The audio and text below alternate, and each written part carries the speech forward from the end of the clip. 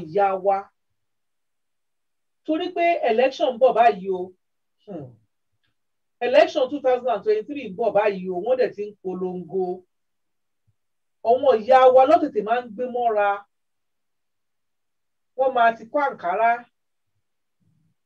wọ́n á ti kó gbá wọ́n á ti káwo wọ́n á bẹ̀rẹ̀ sí máa sọ fún wọn wípé kó má wọ́rì torí mo ti rí kan tó sọ pé ọdún 4 oúnjẹ ọ̀fẹ́ ló máa fún wọn wọ́n á ti gbé wọn mọ́ra àwọn ìyá tó yẹ pé wọn ò sùn wọn ò wo tọ́tọ́jú ọmọ láti kékeré tó dé yunifásitì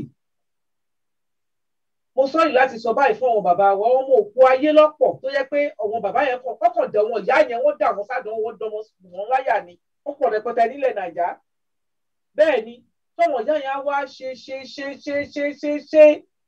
tí wọ́n wá tọ́jú ọmọdé yìí tán tó wá tọ́jú ọmọ tó àwọn ọmọ yìí wá níṣẹ́ wọ́n sọ gbogbo àwọn ọmọ yẹn dìdàkudà ẹni tó ti jáde ọdún 2 ọdún 3 ọdún 4 ọlọ́dún 5 ọlọ́dún 6 wà bẹ́ẹ̀ tí ò síṣẹ́ tí ò sí kankan tó ṣe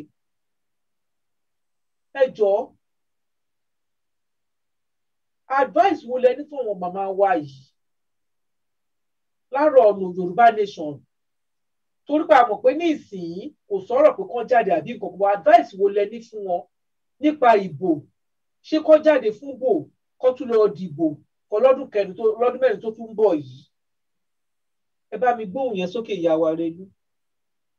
ẹ ṣeun mo kí ìyá wa ẹ kú ohùn látàárọ̀ mo dẹ̀ kí gbogbo ilé lẹ́ǹkan sí àti gbogbo ojú tó ń wọ̀ wá àti etí tó ń gbọ́ wá ẹ ṣé gan ni ètò tí à ń ṣe yìí very very educative one in the sense that a ní láti farabalẹ̀ ká gbọ́ àlàyé wa dáadáa for èmi o for one person ó ti pẹ́ tí mo ti ń sọ wípé kí ẹnikẹ́ni ní ilẹ̀ Yorùbá kó má tiẹ̀ lérò wípé òun fẹ́ lọ dìbò fún kí nìyẹn ṣé ìyá tá a ti jẹ ní 60 years ọmọ 60 years ni me as I speak tó bá fi máa di October sì máa ní mo 61 kí ni nǹkan tí mo lè sọ yàtọ̀ sígbà tí bàbá Awólọ́wọ̀ fún wa ní ẹ̀kọ́ ọ̀fẹ́ tó dẹ̀ jẹ́ wípé ní ìdílé tá a ti bí èmi obìnrin ló pọ̀ jù tí wọ́n dẹ̀ kí n tọ́ ọmọbìnrin ní school tó jẹ́ orí ọ̀fẹ́ la rí gbà tá a fi kàwọn bàtà kàkà tó la wá sí òkè òkun èmi dúró lórí wípé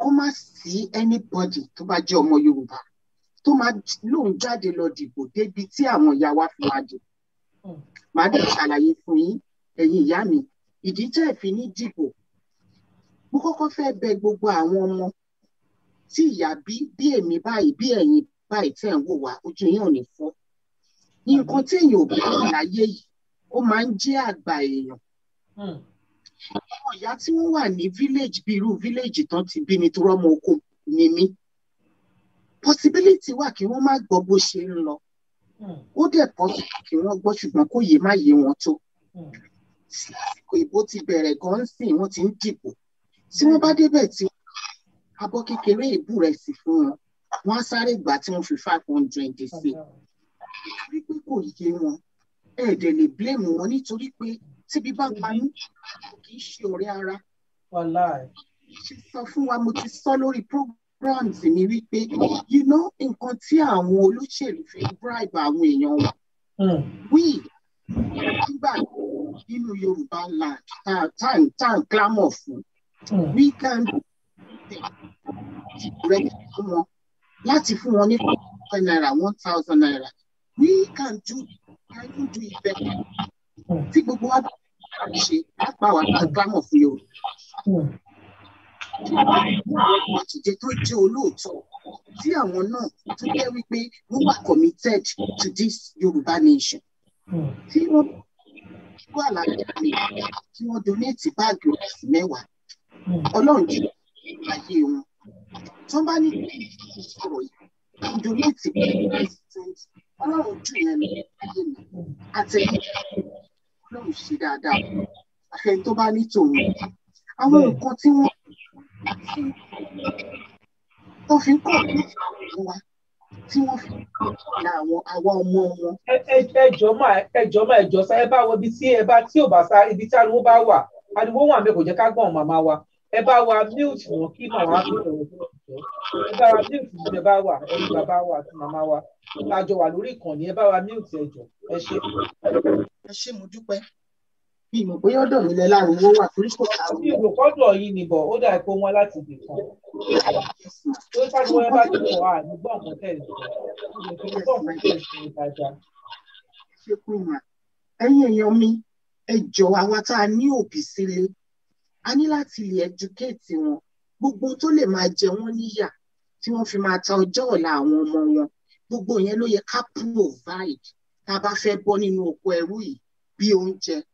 Ebi ò kí ń wọnú kọ́rọ̀ míì kò tún wọ̀. Ká provide wọn lọ́wọ́. Irú àwọn tó máa fún ní 500 táwa fúnra ra wọ Ọlọ́run kẹwàá jù bẹ́ẹ̀ lọ tá a lè supply wọn ní 1,000. Tó jẹ́ wípé àwa sọ wípé mo gbápò rẹ̀ sí wá fún yín, mo gbé half bag yìí wá fún yín, mo gbé kọ́tà yìí wá fún yín torí àwọn olóṣèlú máa pọ̀ wọ́n á máa fi ọ̀rọ̀ dúdú tàn yín jẹ. Wọ́n máa fún yín ní ráìsì kan, wọ́n máa fún yín ní kóńgò ráìsì kan, wọ́n á dẹ̀ máa fún yín 500, wọ́n á máa fún yín 1,000. Ẹ má ta ọjọ́ ọ̀la yín fún another 8 years because it's not going to be 4 years, it's going to be 8 years. So I am begging of you guys, nothing like voting Igbo ní ọdún yìí. Kò yẹ ká rí ọmọ Yorùbá kankan tó máa dúró níbi pé wọ́n pín ìrẹsì, wọ́n pín gààrí, wọ́n pín ẹ̀wà, wọ́n pín 500, 1,000 naira. Ọlọ́run ní ṣe tiwa bẹ́ẹ̀. Ìdí nìyẹn tí mo fi máa ń pè mí o. Mo máa ń sọ tèmi mi lè kẹ́kẹ́ gbọ́ mi dáadáa. Ṣẹ́rí tí ilẹ̀ bá jẹ tí ò yò, ilẹ̀ lójú máa tà bí ọ̀nà ṣe ń sọ. Bẹ́ẹ̀ni. Bí ẹni bá yò ìgbẹ́ lójú máa tì. Ìgbẹ́ lójú á tì. Lórí bá jẹ tí ò yò ẹ̀yin èèyàn mi ìgbẹ́ lójú ó tì bẹ́ẹ̀ni ẹ ṣe. So gbogbo àwa tá a lẹ́bí sílé ẹ má jẹ́ ká fìyà jẹ wọn. Ẹ jẹ́ lásìkò ṣàn yìí ẹ jẹ́ ká sẹ́ǹdì wọn lówó, ẹ jẹ́ ká ra oúnjẹ. Ká rí wípé a ti ẹ̀ kíìpù wọn sílẹ̀ wípé ebi ò lè pa yín o. Ẹ má gba agolo rẹ̀ sí ọ̀fẹ́ kan, ẹ má gba 500 o. Education òun ni wọ́n need. Awareness wípé báyìí nǹkan báyìí máa ṣẹlẹ̀, nǹkan báyìí wọ́n ṣe wá ń pín fún yín. Ẹ má jẹ́ kán wá pín ìbànújẹ́ kankan lẹ́nu ọ̀nà yín o. Àwa gan tó láti fún yín jù bẹ́ẹ̀ lọ. Àwọn nǹkan tí mo máa sọ fún wọn torí wọn sí lórí ètò yìí. Ṣùgbọ́n àwọn ọmọ wọn a wà lórí ètò yìí. Ẹ jẹ́ ká bá wọn sọ̀rọ̀, ká sọ fún wọn wípé kán má dìbò. A mọ̀ wípé ebi wà, àwa ò ní jẹ́ kí ebi pa yín, a ní jẹ́ kí ìyàn mú yín, àwa gan àtọ́jú yín. Àwa gan tá àkókò bí sí dandan. Abárọ̀mọ kan tó pè wá tó ní ebi ń pa àwọn ìyá ń jẹun. Àti mú 5,000 kò yẹ kó nira fẹ́mi àtẹ̀yìn. Láti mú 10,000 láti fi ránṣẹ́ 715 naira ni wọ́n ṣe £1 láti fi ránṣẹ́ lásìkò yẹn. Gbogbo èèyàn tó bá léèyàn lásìkò yẹn ká tètè fún wọn ní jíjẹ àti mímu so that wọn ò ní gbé gàárì ìwèrè kan wá kí wọ́n máa gbà á.